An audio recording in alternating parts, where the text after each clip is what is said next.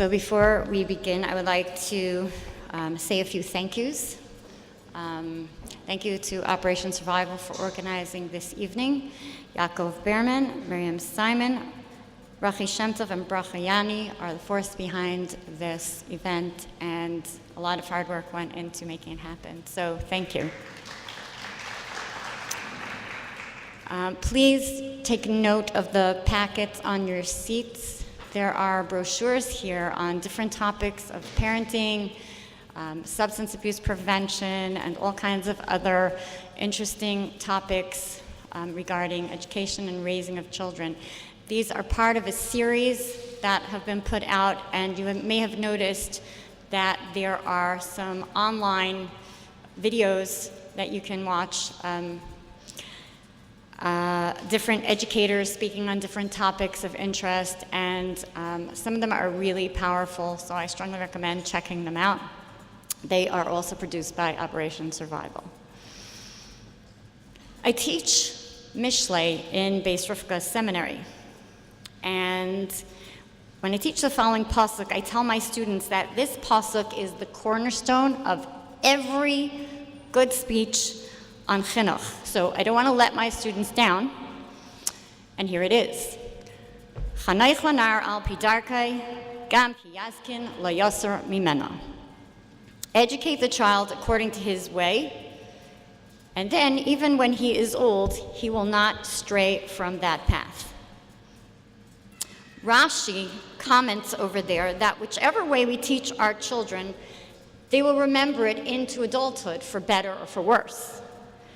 And the Malbim comments as well, telling us that this applies both to the teaching of Torah and to the molding of good midas.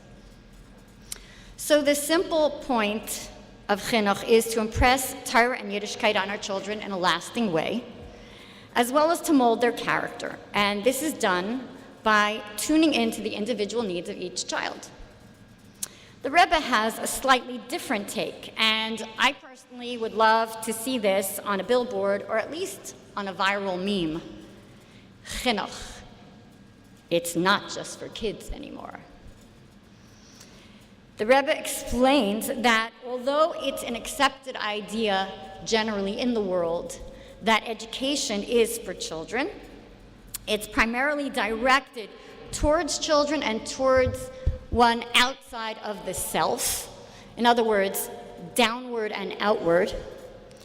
The Alter Rebbe's idea of chinuch, as he delineates it in Shara HaYichud V'Amunah, second portion of Tanya, is that chinuch also includes adults, specifically ourselves, inward and upward. He points out that the very essence of our Avodas Hashem is found in the constant education of ourselves. So which is it? The ultimate goal of chinuch, is it to make sure that children grow up knowledgeable in Torah and mitzvahs and have good refined characters? Or is it to refine our adult selves? And the answer is the same kind of answer that my grandson gives me when I ask him if he wants the chocolate chip cookie or the cupcake. Both. In response to a letter that the Rebbe received on the 38th day of the Omer, which not coincidentally corresponds with today, the Rebbe states the following. We are currently living in an era of what the Frierdiker Rebbe called ikvasa de Mashiach, the heels of the heels of Mashiach. We're almost there. And the avodah of our time is hafatzais hamayanais chutza. It is spreading the wellsprings of Torah to the outside. The Rebbe specifically says that even in the holy city of Yerushalayim, there are surely those who are in the category of chutzah, outsiders.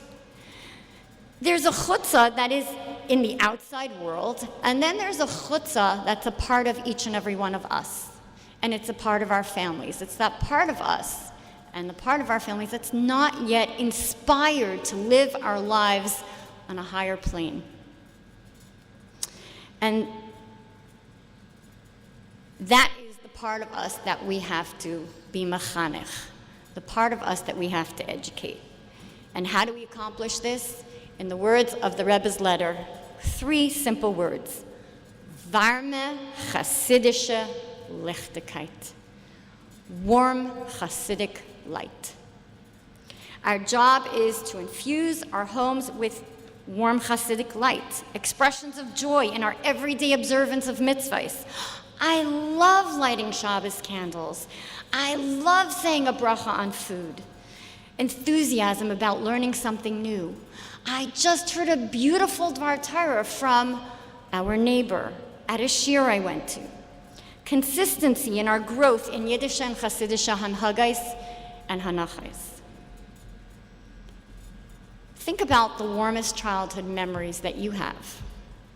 If I think about them, I imagine myself sitting in the sukkah on my father's lap. I was probably no older than 4, eating green grapes and singing Zum Gali Gali. I picture myself at my parents' Shabbos table with wonderful discussions about the Parsha and beautiful nigunim. I picture myself walking home on a freezing winter Shabbos afternoon with my father rubbing my shoulders so I would stay warm and telling us chassidishe stories. This is how we make an environment in our homes that is chassidishe, varmeh, lichtikeit. And if we do create this kind of beloved experience for our children, they will associate forever warmth and love with Torah and mitzvahs. And this will enable them to pass this love on to the next generation, which will be the generation of Mashiach.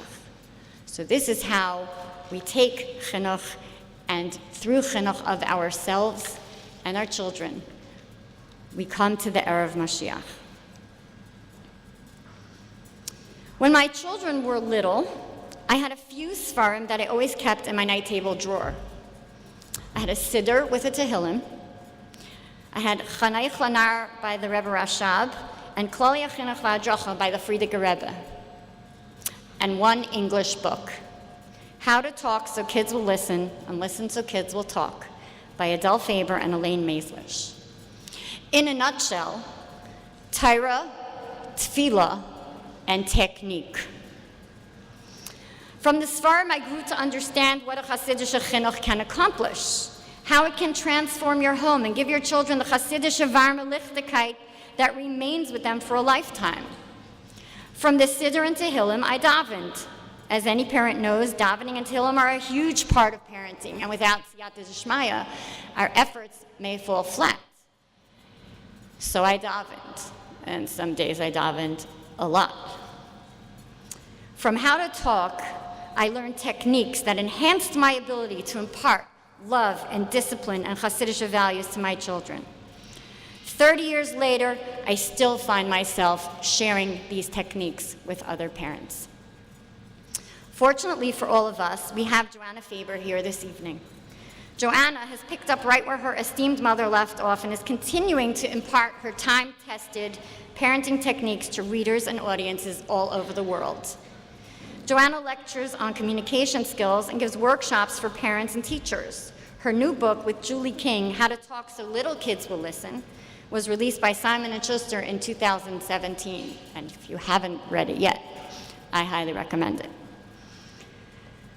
Joanna also contributed heavily to How to Talk So Kids Can Learn at home and in school with her frontline experience in the classroom as a bilingual special education teacher in West Harlem. She contributed a new afterword titled The Next Generation to the 30th anniversary edition of How to Talk So Kids Will Listen. Joanna lives in the Hudson Valley area of New York with her husband, three sons, dogs, cats, and an assortment of chickens. Thank you for joining us this evening, Joanna Faber.